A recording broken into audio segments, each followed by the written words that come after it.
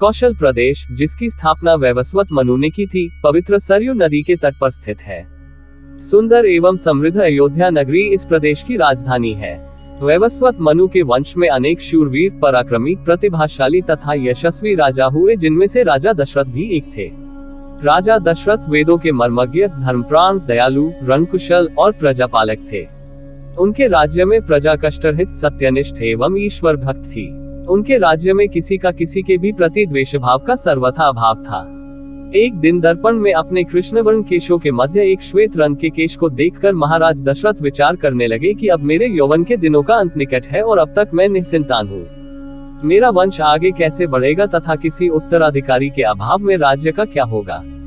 इस प्रकार विचार करके उन्होंने पुत्र प्राप्ति हेतु पुत्रयष्टि यज्ञ करने का संकल्प किया।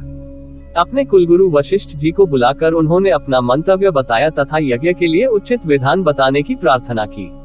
उनके विचारों को उचित तथा युक्तियुक्त जानकर गुरु वशिष्ठ जी बोले, हे राजन, पुत्रयष्टि यज्ञ करने से अवश्य ही आपकी मनोकामना पूर्ण होगी, ऐसा मेरा विश्वास है।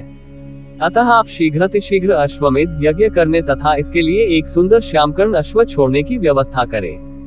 गुरु वशिष्ठ की मंत्रणा के अनुसार शीघ्र ही महाराज दशरथ ने सरयू नदी के उत्तरी तट पर सुसज्जित एवं अत्यंत मनोरम यज्ञशाला का निर्माण करवाया तथा मंत्रियों और सेवकों को सारी व्यवस्था करने की आज्ञा देकर महाराज दशरथ ने रनिवास में जाकर अपनी तीनों रानियों कौशल्या, कैकेयी और सुमित्रा को यह शुभ समाचार सुनाया। महाराज के वचनों को सुनकर सभी रानियां प्रसन्न हो गईं।